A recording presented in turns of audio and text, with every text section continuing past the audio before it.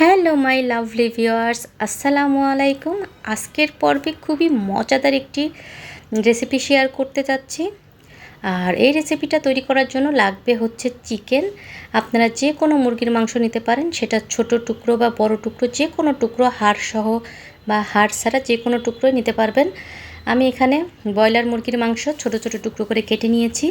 তারপরে এখানে কাঁচামরিচ বাটা দিয়েছি আমি 3-4টা, আদা রসুন বাটা 1 চা চামচ করে দিয়েছি। এখন এর মধ্যে দিয়ে দিব হচ্ছে লেবুর রস। যদি বাসায় সিরকা থাকে সেক্ষেত্রে আপনারা সিরকাও দিতে পারবেন, তবে আমার বাসায় সিরকাটা শেষ হয়ে গিয়েছে, এজন্য আমি কিন্তু লেবুর রস ব্যবহার করছি। তবে খেয়াল করবেন এর মধ্যে যেন লেবুর বিচিটা যেন না যায়। তা আমি দুইটা টুকরো হচ্ছে লেবুর রস দিয়ে দিচ্ছি। একটু টকটক হলে কিন্তু ভালো লাগবে, এর জন্য আমি লেবুর রসটা একটু বেশি করে দিচ্ছি। আর এখন এই সবগুলো উপকরণ একটু ভালো করে মিশিয়ে নিচ্ছি, যাতে লেবুর রসটা পুরো হচ্ছে চিকেনের মধ্যে ভালো করে ঢুকে যায়। এখন দিয়ে দিচ্ছি স্বাদ মতো লবণ। লবণটা একটু কম দিচ্ছি। এরপরে দিচ্ছি 1/4 চা চামচ পরিমাণ হলুদ গুঁড়ো, খুবই সামান্য, দিয়ে আবারও একটু নেড়েচেড়ে মিশিয়ে নিচ্ছি। আর এখন দিয়ে দেবো 1 চা চামচ ভর্তি করে হচ্ছে জিরা গুঁড়ো। আর অবশ্যই জিরা গুঁড়োটা একটু বেশি করে দেওয়ার চেষ্টা করবেন। এখন দিয়ে দিচ্ছি 1/2 চা চামচের মতো লাল মরিচের গুঁড়ো, দিচ্ছি গরম মশলার পাউডার 1/2 চা চামচ পরিমাণ। আর এই সবগুলো উপকরণ এখন আমি একটু ভালো করে মিশিয়ে নিব। তার আগে আমি কিন্তু 1/2 চা চামচ পরিমাণ ধনিয়ার গুঁড়োটাও দিয়ে দিয়েছি। এখন সবগুলো উপকরণ একসঙ্গে আমি ভালো করে ডলে ডলে মিশিয়ে নিচ্ছি, যাতে প্রত্যেকটা চিকেনের টুকরোর সঙ্গে মশলাগুলো খুব ভালো করে লেগে যায়। আর এখন এর মধ্যে আমি আরও কিছু ইনগ্রিডিয়েন্টস অ্যাড করব। যেমন এর মধ্যে আমি সামান্য একটু 1 চিমটি পরিমাণ টেস্টিং সল্ট দিচ্ছি। এটা হচ্ছে অবশ্যই দেওয়ার চেষ্টা করবেন, একদম রেস্টুরেন্ট স্টাইলের হচ্ছে টেস্টটা চলে আসবে। এখন দিচ্ছি সয়া সস 2 চা চামচ পরিমাণ। আর দিচ্ছি টমেটো সস, সেটাও দিচ্ছি 2 চা চামচ পরিমাণ। চিলি সস দিচ্ছি আমি এখানে 2 চা চামচ পরিমাণ। চিলি সসটা পুরোটাই অপশনাল, দিলে দিবেন, না দিলে কোনো রকমের প্রবলেম নেই।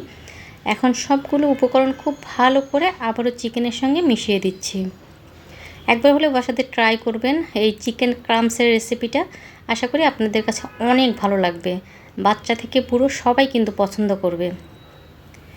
আর এতে এখন সবগুলো উপকরণ আমি ভালো করে হচ্ছে মেখে নিয়েছি। এখন এটাকে একটু রেস্টে রেখে দিব 10 থেকে 15 মিনিটের জন্য। অবশ্যই একটা ঢাকনা দিয়ে এটাকে 10 থেকে 15 মিনিটের জন্য রেস্টে রেখে দিবেন, তাহলে হচ্ছে চিকেনের মধ্যে সমস্ত মশলাটা খুব ভালো করে ঢুকে যাবে। তাহলে চলুন 10 মিনিট পরে ফেরত আসছি। আর এতে 10 মিনিট কিন্তু হয়ে গিয়েছে। এখনও হচ্ছে আমি চিকেনটাকে হাই হিটে একটু 3 থেকে 4 মিনিট বা বড়জোর 5 মিনিট এটাকে রান্না করে নেব। খুবই সামান্য পরিমাণ তেল দিয়ে দিলাম ফ্রাইং প্যানে, এরপরে চিকেনটা ঢেলে দিলাম। এখন হচ্ছে এটাকে একটু নেড়ে চেড়ে এর মধ্যে হচ্ছে চিকেন যে বাটিতে ম্যারিনেশন করা ছিল বা ম্যারিনেট করা ছিল, সেই বাটিটা ধুয়ে খুবই সামান্য পরিমাণ পানি চিকেনের মধ্যে দিয়ে দিচ্ছি। আর এখন এটাকে হাই হিটে হচ্ছে রান্না করে নিতে হবে। স্লো বা অল্প আছে কিন্তু এটা রান্না করা যাবে না, তাহলে হচ্ছে চিকেনটা গলে যাবে। হাই হিটে জাস্ট এই পানিটা যখন শুকিয়ে আসবে তখন কিন্তু নামিয়ে নিতে হবে। বড়জোর 4 থেকে 5 মিনিট কিন্তু সময় লাগবে। অবশ্যই হাই হিটে এই চিকেনটাকে কুক করার চেষ্টা করবেন। আর এখন কিন্তু হয়ে গিয়েছে, আমি চুলাটা অফ করে দিচ্ছি। আর এটাকে অবশ্যই এখন ঠান্ডা করে নিতে হবে। দেখতে পাচ্ছেন আমার হচ্ছে চিকেনটা কিন্তু অলমোস্ট ডান, মানে চিকেনটার মধ্যে আর একটু পানি নেই। এখন এটাকে চুলাটাকে বন্ধ করে আমি হচ্ছে ঠান্ডা করে নিব। আর এটা ঠান্ডা হতে হতে আমি হচ্ছে একটা ডিম ফেটিয়ে নিচ্ছি। ডিমটাকে খুব ভালো করে ফেটিয়ে নিচ্ছি। এর মধ্যে 1 চিমটি পরিমাণ হচ্ছে লবণ দিয়ে দিচ্ছি। দিয়ে এটাকে ফেটিয়ে নিয়ে এর মধ্যে আমি হচ্ছে 1 টুকরো লেবুর রস দিয়ে দিচ্ছি। অবশ্যই লেবুর রসটা ডিমের মধ্যে দিবেন, তাহলে হচ্ছে চিকেনটা যখন এই মিশ্রণে ডোবানো হবে ডিমের কিন্তু কোনো রকম গন্ধ থাকবে না। আর ঠান্ডা হওয়ার পরে চিকেনগুলো ডিমের মিশ্রণে হচ্ছে ডুবিয়ে তারপরে ব্রেড ক্রাম্বসে এইভাবে হচ্ছে গড়িয়ে নিতে হবে। আর ব্রেড ক্রাম্বস বাসায় না থাকলে অবশ্যই পাউরুটি কিনে নিয়ে এসে আপনারা হচ্ছে ব্লেন্ডারে ব্লেন্ড করে নেবেন, তাহলে কিন্তু ব্রেড ক্রাম্বস হয়ে যাবে। তা সবগুলো চিকেনের টুকরো বা চিকেন ক্রাম্বস আমি এভাবে রেডি করে নিচ্ছি।